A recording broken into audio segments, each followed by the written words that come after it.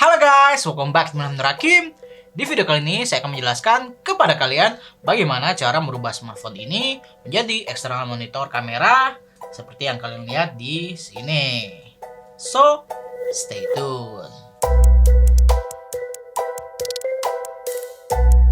Oke, jadi bagi kalian yang punya kamera mirrorless atau kamera DSLR tapi pengen punya eksternal monitor kamera tapi juga nggak punya budget untuk membeli eksternal monitor kamera, nah, alternatifnya bisa nih, smartphone kalian bisa kalian jadikan eksternal monitor kamera. Memang sih kalau misalkan kita pakai eksternal monitor khusus kamera, pasti adalah fitur-fitur yang memang mendukung untuk produksi video. Namun bagi kalian yang mencari solusi alternatif pengganti eksternal monitor, kalian bisa memakai cara ini. Apalagi harga eksternal monitor yang paling murah sih kira-kira harganya 2 jutaan. Nah, barang-barang apa saja yang kalian perlukan agar smartphone kalian bisa menjadi eksternal monitor kamera seperti ini? Pertama-tama adalah kalian wajib mempunyai capture card. Sebetulnya capture card yang saya sarankan sebetulnya yang versi USB aja juga nggak apa-apa sih. Tapi karena di sini saya punyanya yang versi HDMI loop, ya jadi di video ini saya pakainya yang versi HDMI loop. Lalu setelah itu kalian perlu punya OTG seperti ini. Namun perlu diingat, OTG harus disesuaikan dengan smartphone kalian. Jika smartphone kalian masih menggunakan colokan micro USB, maka kalian beli OTG yang micro USB. Sedangkan bagi smartphone yang menggunakan USB Type-C seperti saya, maka gunakan yang versi Type-C seperti ini. Atau kalian juga bisa beli OTG-nya yang 2-in-1, yang ada micro USB-nya dan juga ada Type-C-nya. Yang seperti yang kalian lihat di sini, saya pakainya yang 2-in-1. Lalu yang terakhir yaitu kabel HDMI. Kabel HDMI di sini pun juga harus disesuaikan dengan kamera kalian. Karena tidak semua kamera memiliki port HDMI yang sama. Ada yang di kameranya memiliki port mini HDMI, ada juga di kameranya memiliki port micro HDMI seperti di kamera saya. Namun perlu diingat, tidak semua kamera yang memiliki port HDMI mendukung fitur live view saat perekaman. Contohnya adalah seperti kamera yang saya pakai pada saat ini, yaitu Fuji X-A3.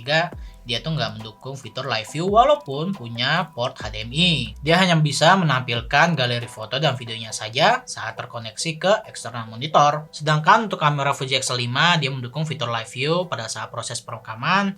Jadi kita bisa menggunakan eksternal monitor kamera atau bisa menggunakan smartphone kalian sebagai monitor kamera. Seperti ini nih.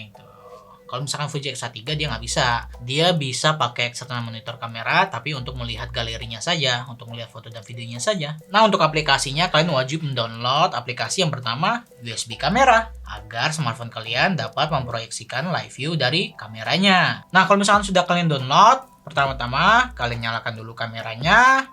Lalu kalian colok kabel HDMI dari kamera ke capture card-nya. Nah, setelah itu kalian sambungkan capture card-nya. Kalau misalkan saya sih dari capture card pakai kabel USB to USB-A yang sudah tersambung OTG-nya. Lalu kita sambungkan ke smartphone-nya. Nah, kalau misalkan sudah tersambung ke smartphone, kalau kita buka aplikasi USB kamera, maka tampilan layar kameranya dapat terproyeksikan ke smartphone-nya seperti ini. Layaknya seperti eksternal monitor kamera.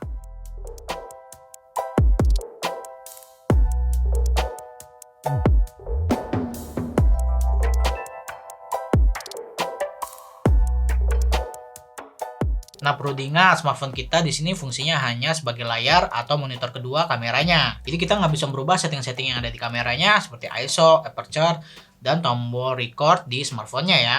Tetap kalian ubah setting-settingnya di kamera kalian. Nah, di sini saya tidak hanya mencoba di smartphone saya saja, tapi saya juga coba di tablet Samsung yang portnya masih micro USB dan tetap bisa. Apalagi layarnya lebih besar. Jadi ya seolah-olah ya kayak pakai eksternal monitor kamera aja. Nah, bagaimana menurut kalian? Dengan adanya smartphone dan juga capture card dan OTG juga sih, kalian bisa merubah smartphone atau tablet kalian menjadi eksternal monitor kamera. Namun perlu diingat, tips ini hanya sebagai alternatifnya saja ya. Kalau misalkan kalian tidak punya budget untuk membeli eksternal monitor kamera. Kalau kalian perhatikan pasti kalian tahu ada satu kekurangan dalam tips atau cara ini, yaitu adalah adanya lag latency atau delay antara smartphone-nya dan juga layar kameranya. Ada perbedaan sepersekian detik kalau misalkan kita bergerak seperti ini. Tapi overall tips ini tetap berguna juga kok. Apalagi bagi kalian yang memang sedang syuting sendiri dan perlu eksternal monitor untuk melihat framing kameranya apakah pas atau tidak.